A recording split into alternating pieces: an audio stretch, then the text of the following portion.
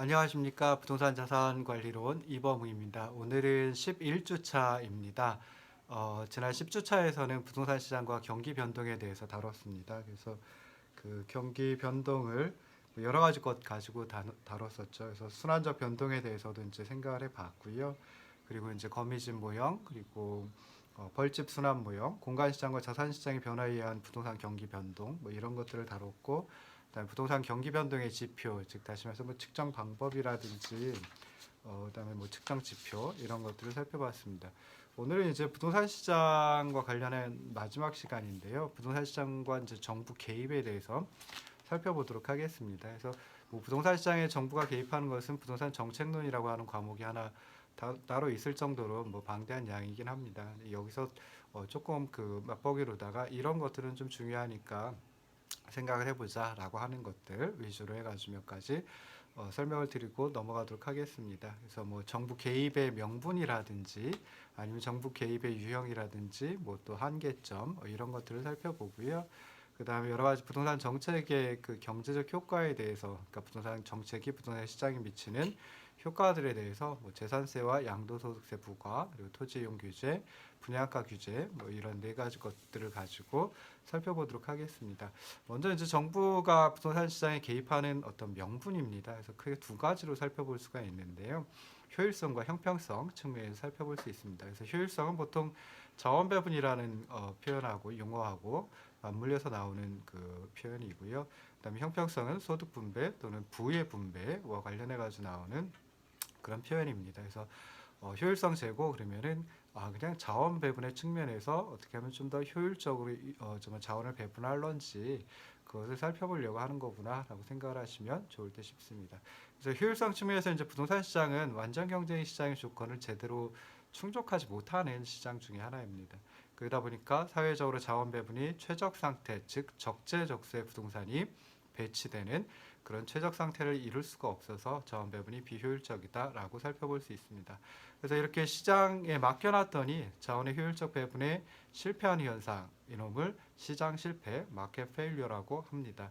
그래서 이런 시장 실패가 나타나는 여러 가지 이유가 있는데요. 어찌됐든 시장 실패가 나타난다라고 하면 그때는 이제 부동산 시장에 정부가 개입할 수 있다, 개입을 정당화하는 어떤 명분이 된다라고 생각해 볼 수 있습니다. 시장 실패를 초래하는 원인 또는 뭐 요인은 경제에서는 한 5가지 정도를 제시를 하고 있습니다. 그래서 독과점, 그리고 외부 효과, 공공재, 비용 감소 산업, 불안전 정보 뭐 이런 것들을 원인으로 제시를 하고 있습니다. 근데 이 중에 부동산 시장의 시장 실패와 관련해서는 특히 이제 두드러지게 나타나는 것이 외부 효과와 공공재 문제입니다. 그래서 이 두 가지를 갖다 이제 짤막하게 살펴보려고 하는데요. 외부 효과는 어떤 경제 주체의 행위가 거래 상대방 이외의 제3자에게 영향을 미쳤지만 이에 대한 보상이 적절히 이루어지지 않았을 때 나타난다라고 생각을 하시면 좋을 듯 싶습니다. 외부 효과는 이제 말 그대로 시장 밖에서, 시장 외부에서 나타나는 효과, 즉 가격을 통하지 않고 나타나는 효과를 갖다 의미합니다. 대부분의 경제 활동은 토지 위에서 이루어지죠. 그러다 보니까 외부 효과가 나타난다라고 하면 외부 효과 때문에 나타나는 문제는 토지 이용이라는 것하고 결부가 될 수밖에 없습니다. 그래서 용도별 토지 이용이 가격을 통해 적절히 이루어지지 못한다라고 하면 그때 정부가 개입을 해서 토지 이용 규제를 하고 그럼으로써 이제 효율성을 제고할 수 있습니다.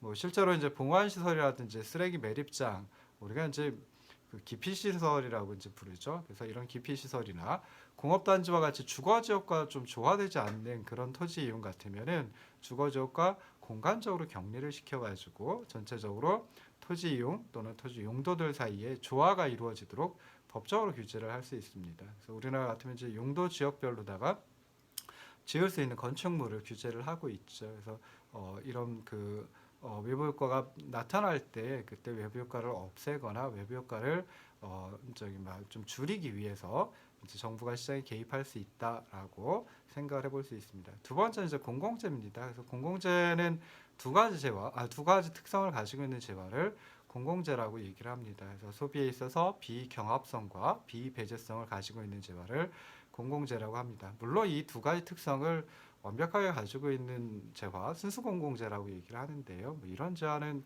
사실 현실에서 또 찾아보기는 뭐 쉽지는 않습니다.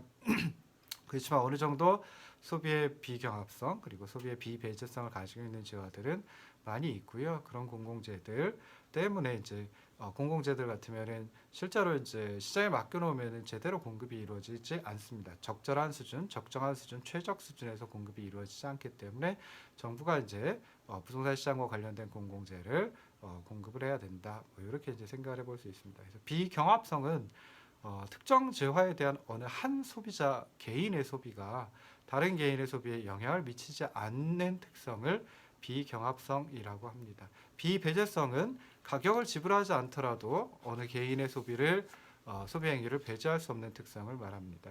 그래서 일반적인 재화, 우리가 보통 뭐 시장재 또는 사적재라고 부르기도 하고 민간재라고 부르기도 하는 재화들 같으면은 소비를 할 때 경쟁, 경합이 이루어지고요. 그다음에 가격을 지불하지 않으면 배제를 시켜버립니다. 근데 공공재 같으면은 정말 경합적이지 않고요. 그다음에 가격을 지불하지 않아도 공공재 소비로부터 배제를 시키기가 어렵습니다. 그래서 이런 두 가지 특성을 가지고 있는데 두 가지 특성 중에 이제 비경합성 때문에 나타나는 문제는 추가적인 그 생산에 비용이 소요가 되질 않습니다. 그래서 그렇기 때문에 이제 원래 좀 완전 경제 시장에서의 가격은 한계 비용과 일치하는 수준에서 이루어지거든요. P 이퀄 MC 조건이라고 이제 얘기를 하는데 이 경우 같으면 추가적인 비용 즉 한계 비용이 제로가 되기 때문에 가격을 제로로 해야지 이제 최적의 어떤 그 공급이 이루어지는 결과를 가져옵니다. 근데 시장에 맡겨놨을 때 가격을 제로로 한다. 이건 말도 안 되죠. 그래서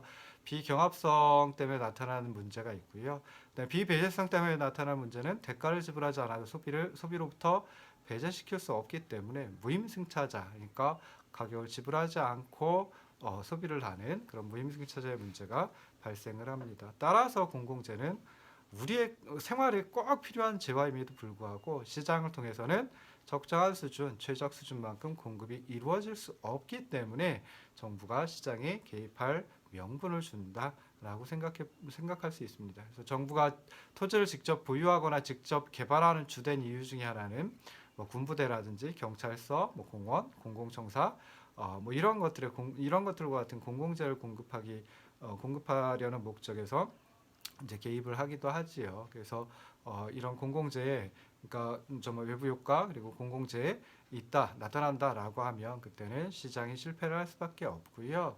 최적 수준만큼 공급이 이루어지질 않고 그러다 보면은 이제 효율성을 제고하기 위해서 정부가 부동산 시장에 개입한다라고 생각을 하시면 좋을 듯 싶습니다.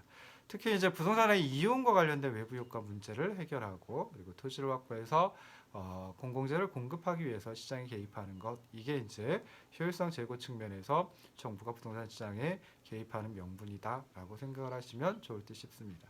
두 번째 이제 형평성 제고입니다. 형평성은 이제 소득 분배 또는 부의 분배와 관련이 있는데요.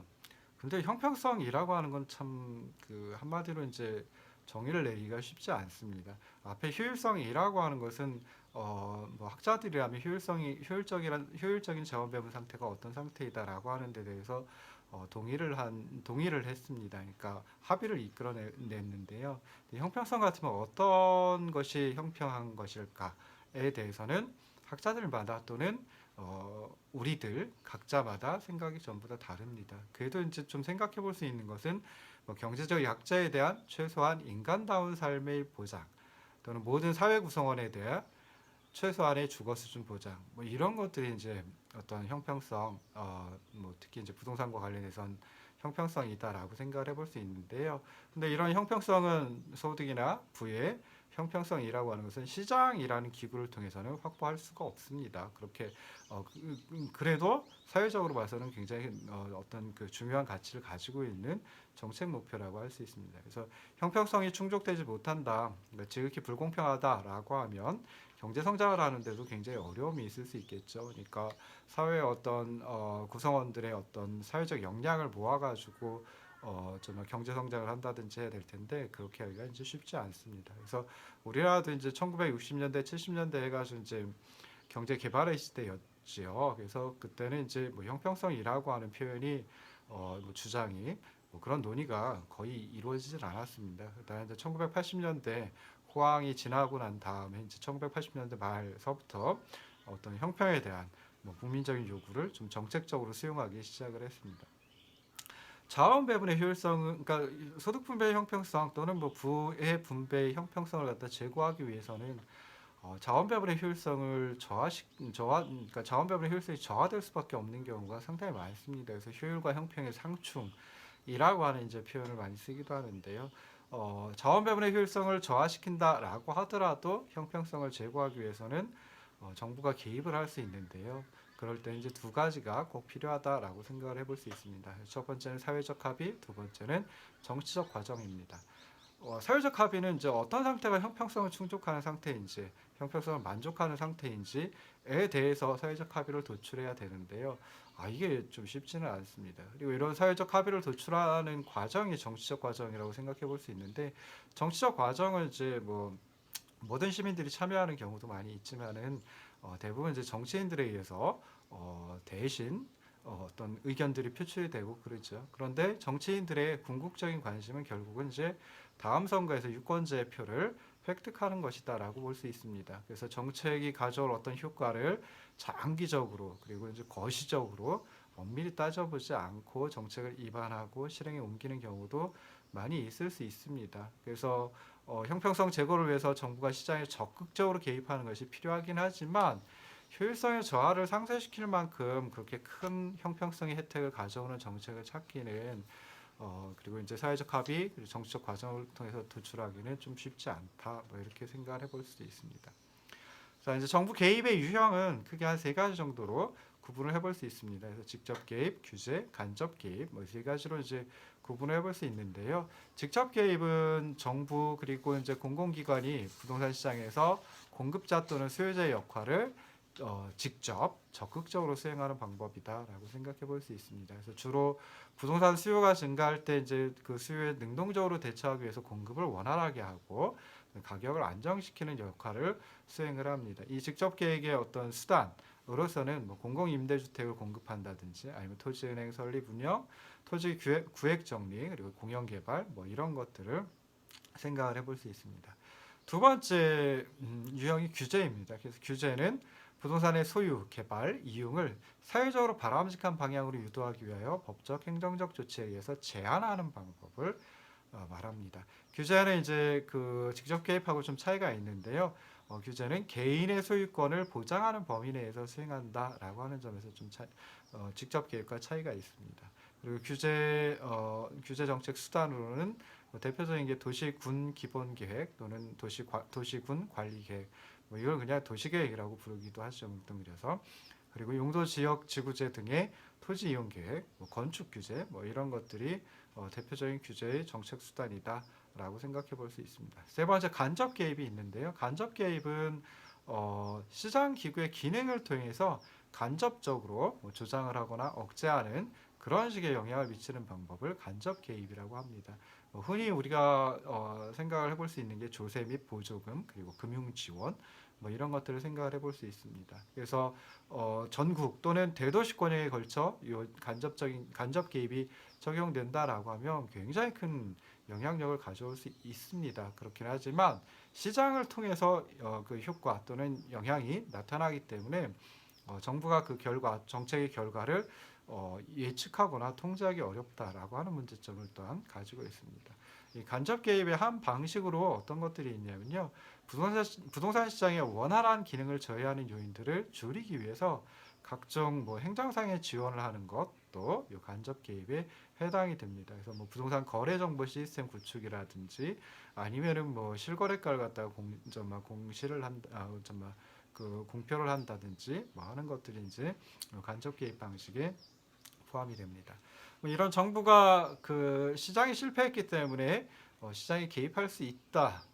그런 이제 명분을 가지고는 있습니다. 그렇긴 하지만 정부가 개입한다, 시장에 개입한다라고 해가지고 자원 배분의 효율성을 꼭 높이기만 하느냐, 제고시키기만 하느냐, 그렇지 못하고 자원 배분의 효율성을 떨어뜨릴 수도 있습니다. 그래서 그런 상황을 정부 실패, government failure라고 이제 얘기를 합니다. 정부 실패의 원인은 뭐 여러 가지 것들을 제시를 하고 있는데요. 뭐 대표적으로 그냥 X 비효율성이라고 하는 것을 좀 얘기를 하기도 합니다. 근데 뭐 그걸 좀 쪼개가지고 이제 얘기를 하다 보면은 뭐 정보 부족, 그 다음에 관료제의 문제, 그리고 인적 자원의 부족, 뭐 이런 것들이 이제 정부 실패의 주된 원인이다라고 살펴볼 수 있습니다. 첫 번째 이제 정보 부족입니다. 그래서 정부가 최적의 정책을 수립해가지고 자원 배분의 효율성을 높인다든지 소득 분배의 공평성, 형평성을 높인다든지 할 수 있는데요. 그렇게 하려면 완전하고 충분한 지식 그리고 정보를 가지고 있어야 합니다. 그렇긴 하지만 정부가 일반적으로 보면 기업이라든지 이런 민간 부문보다는 정보 획득 측면에서 정보 취득 측면에서 별로 그렇게 우월하지 않은 경우가 많습니다. 물론 뭐 강제적으로 정보를 정말 수집하는 획득하는 뭐 그런 경우도 있기는 있지만은 사실 좀 그렇지 못한 경우가 훨씬 더 많죠. 그래서 완전하고 충분한 지식과 정보를 가지고 있지 못하기 때문에 최적의 정책을 수립하고 집행하기 어렵다. 그러다 보면은 이제 정부가 개입해도 자원 배분의 효율성을 끌어올리지 못하는 그런 결과가 나타날 수도 있다라고 생각을 해볼 수 있습니다. 두 번째는 이제 효율과 형평의 상충입니다. 그래서 정부의 시장 개입의 목적은 두 가지로 볼 수 있습니다. 자원 배분의 효율성 제고, 그리고 소득 분배 형평성 제고라고 생각을 해볼 수 있는데요. 이 두 가지 목표를 한꺼번에 모두 달성하는 것은 사실상 불가능합니다. 어렵습니다. 그렇기 때문에 정부 실패가 발생할 수 있다. 그리고 정부가 이제 어떤 정책 집행을 한 결과 이런 것들을 갖다 이제 잘 평가를 해야 될 텐데요. 사실은 제대로 평가하지 못하는 경우도 많이 있을 수 있습니다. 세 번째 이제 정부 실패의 요인으로 얘기하는 게 관료제의 문제입니다. 그래서 정부와 공공부문은 민간 부문에 비해서 좀 더 경직적이고 조직이 그리고 관료적인 그런 경향이 많습니다. 그러다 보니까 정부가 제대로 역할을 하지 못하는 경우도 많이 나타날 수 있습니다. 그래서 업무 처리가 좀 효율적이지 못하고 비효율적인 경우도 많이 있고요. 그다음에 무사안일주의라고 해가지고 좀 어떻게 해오던 대로 계속 해오는 뭐 그런 식의 이제 무사안일주의가 팽배할 수도 있고, 그다음에 권력의 독점 및 남용. 그러니까 독점을 하면 권력을 가지고 있으면 이제 남용을 하기가 쉽죠. 그러다 보니까 이제 관료제의 폐해가 굉장히 크게 나타날 수도 있습니다. 뭐 일반적인 민간 부문, 그러니까 어떤 뭐 기업이라든지 민간 조직이라든지 하는 분야에서도 당연히 이 관료제의 문제는 발생을 할 수 있습니다. 근데 정부나 공공부문이 민간 부문에 비해서는 좀 관료제의 어떤 폐해가 더 크게 나타난다라고 생각을 해볼 수 있습니다.